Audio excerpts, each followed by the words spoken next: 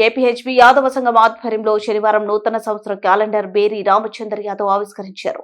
ఈ సందర్భంగా ఆయన మాట్లాడుతూ కేపీహెచ్బీ యాదవ్ సంఘం ఆధ్వర్యంలో అధ్యక్షులు నాగరాజు యాదవ్, ప్రధాన కార్యదర్శి వెంకటయ్య యాదవ్, ఉపాధ్యక్షులు వెంకట సుబ్బయ్య యాదవ్, వెంకటేశ్వర్లు యాదవ్, వార్డు మెంబర్ రమణ యాదవ్, శంకరయ్య యాదవ్, గిరి యాదవ్ కేపీహెచ్బీ యాదవ సంఘం ఆధ్వర్యంలో ఎన్నో ప్రత్యేక కార్యక్రమాలు నిర్వహించడం జరుగుతుందన్నారు.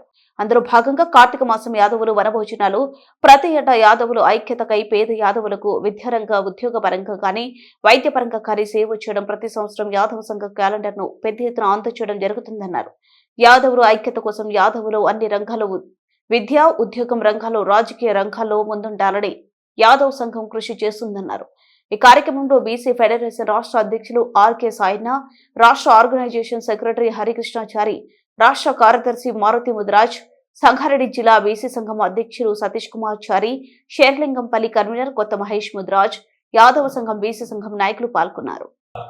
రాష్ట్ర బీసీ కులాల సెక్రటరీ, ఆర్గనైజ్ సెక్రటరీ మన హరికృష్ణాచారి గారికి, మరి అదేవిధంగా సంగారెడ్డి జిల్లా నూతన అధ్యక్షులుగా నియామకాలు అందుకున్నటువంటి సతీష్ కుమార్ చారి గారికి నూతన సంవత్సర శుభాకాంక్షలు తెలియజేస్తూ, మరి ముఖ్యంగా యాదవులతో పాటు బీసీ కులాలందరూ కూడా ఏకమై రాబోయే రోజుల్లో మరి ఏదైతే ఇప్పుడు ఎంపీటీసీ, జెడ్పీటీసీ, మరి అదేవిధంగా జిహెచ్ఎంసీ, కార్పొరేటర్, కౌన్సిలర్స్ ఎలక్షన్స్ ఉన్నాయో అందులో బీసీలందరూ కూడా అన్ని జనరల్ స్థానాల్లో కూడా నిలబడి అత్యధిక మెజార్టీని గెలిపించుకోవాలని చెప్పేసి ఈ సందర్భంగా పిలుపునిస్తూ, మరి ముఖ్యంగా బీసీలు రాజ్యాధికారం దిశగా మన ఓట్లు మనం వేసుకొని రాజ్యాధికారం తెచ్చుకోవాల్సిన అవసరం ఎంతైనా ఉంది.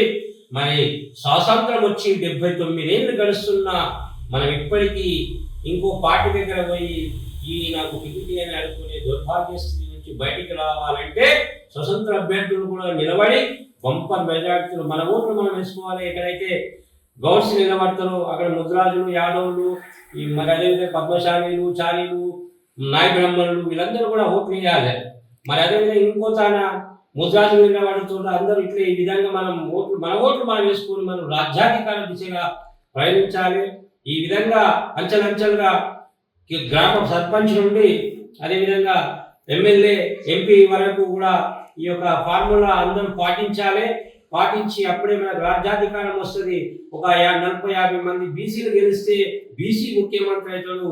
బీసీలకు రావాల్సిన వాటా ఏదైతుందో ఖచ్చితంగా అది వచ్చి తీరుతుందని చెప్పేసి సందర్భంగా తెలుస్తూ మరోసారి అందరికీ బీసీ బంధువులందరికీ నూతన సంవత్సర శుభాకాంక్షలు. జై బీసీ, జై బీసీ, బీసీల ఐక్యత, బీసీల ఐక్యత.